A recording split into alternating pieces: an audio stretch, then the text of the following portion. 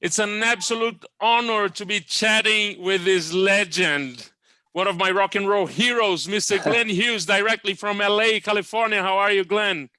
I'm good. And yourself? Are you good? I'm fine. I'm not mistaken, right? You're in LA, right? I am in Los Angeles, yeah. How does it feel? You've been living in LA for a long time, but do you still feel like an Englishman living in America or not? I've been living in America for 47 years. So 47. I'm more American.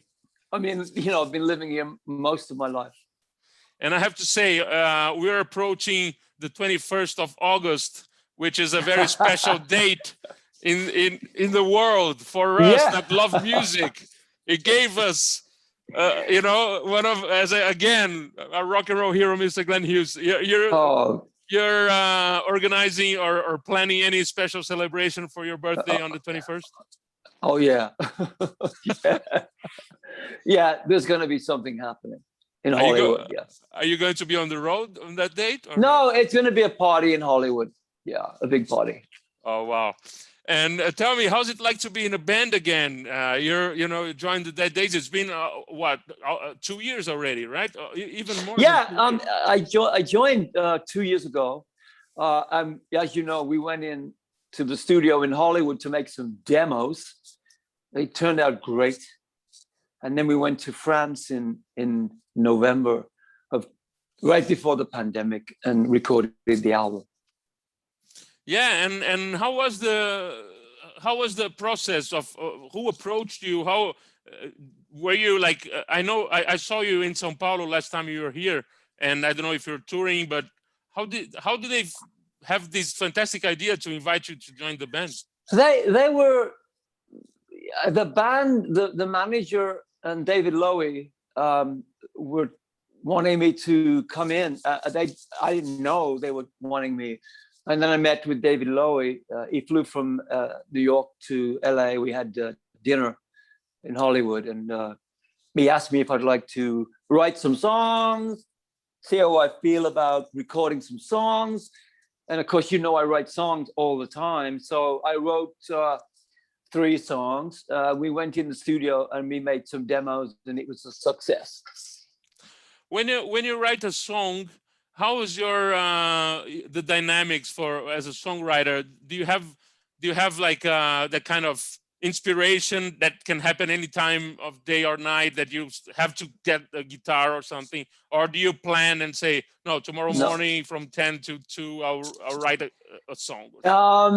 I'm pretty I have a good schedule. I have a studio at my house, so I'm in the studio every day. And when they asked me if I'd like to write some songs, I immediately went in. I wrote My Fate, Unspoken, you know, immediately. And those 2 songs were the starting point. And then I wrote Holy Ground in the first few sessions. And, you know, so I'm a songwriter. It's people know about The Voice, but my songs are so important to me, so I love to write songs. So did you become a songwriter after you're already like in bands and working as a musician? Yeah, songwriting for me has always been my love, but since I've been clean and sober a long time, when I started to become clean and sober 30 years ago, that's when my life changed. That's when I become disciplined and wanted to write more about life, about walking through the fear. I speak about it all the time. And are you more, as a songwriter, are you more of a team player, or do you prefer to write your own stuff by yourself and then take it to the team and have the collaboration? I never write in a room full of people. I always write an idea. If it's not alone, like when I write for Black Country, I write an idea and Joe comes and finishes it with me. I think in the Dead Days is I write an idea and Doug comes and finishes it with me. Or, you know, I like to start alone, to have an idea of what we're doing, talk about it before we write, talk about where we're going, what's the feeling, what kind of music is this? Is it classic rock? It is classic rock. So let's make a very distinctive sounding classic rock album. And throughout the years, you had some great partnership with, especially with fantastic guitar players, you know, some of the greatest guitar players that ever lived. And now it seems that you have a great camaraderie with Dougaldridge. Yes, it's great. Fantastic guitar player at that Daisies and a very experienced musician as well. Is that like vital for a band to be successful, to have that kind of relationship within the band? It is. You got to have a respect for the people you're working with, and with Doug's a fluid. He's a rock guitar player. Doug. That's what he is. He's a rock and roll guitar player. So it was easier for me. It's easier for me to write with somebody that knows where the game is, you know. So Doug understands it. And you both seem to have the kind of same vision and very nice people and treating everybody with a lot of respect. Yes, of course. So we have some similarities as well, right? We do. Yeah, the Dead Daisies have always been famous for recording and performing fantastic versions of other people's songs. You're still doing that, and how do you get to choose the songs? I mean, I've heard even before you joined the band, there were some great versions. And do you still play those songs, or are you changing the whole thing? Not so much. I think the Dead Daisies from the past Dead Daisies were more to do cover songs. I think now it's not so much cover songs, maybe 1, 2, no more than that. I think the future for the Dead Daisies is original music. I think that they've been kind of, people know them as a cover band, but that is changing now. So I think we're more interested in doing original songs. I think it's the way forward. Fantastic. And how is it like, particularly this time, to be back on the road? Is it like completely very special? I mean, were you anxious? Were you like, was it difficult for you to be away from? I mean, I'm sure it was, but do you feel like it's your first tour or something? Is it that special? Yeah, because it's been 18 months. The band haven't played for 2.5 years. It's been 18 months for me. So when we started out about a month ago, or I don't know, something like 6 weeks ago, in Florida. It was fucking amazing. It was so good. The crowd were amazing. I mean, I'm home right now in LA, and I want to go back out. We're going to be going to New York in 3 weeks to start again, because we spent a lot of time in New York. So we're going to start again, and then we start September the 10th in Illinois. Yeah, we're so excited about it.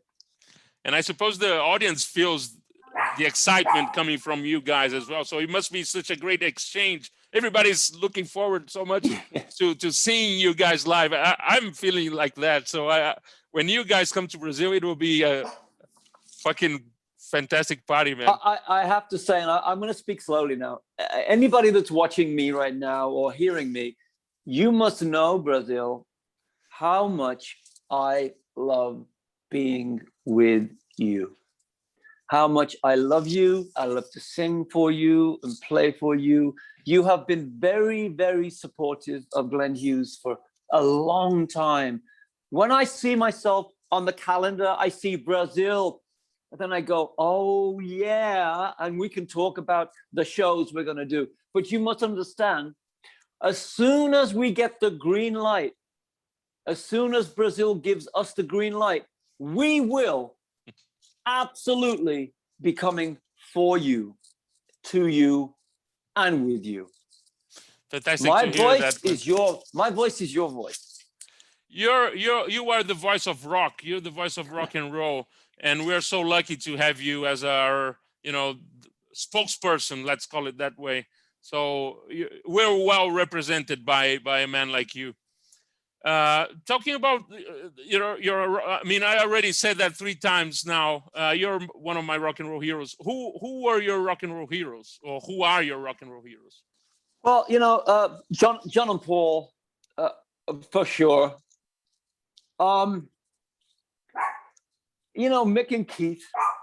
Yeah, those are, I was a young kid at school, and these four guys, were so incredible. When I think about my childhood, I watched the TV, and the Stones and the Beatles were on TV, and I was in short pants. I was at school. I was 11 years old.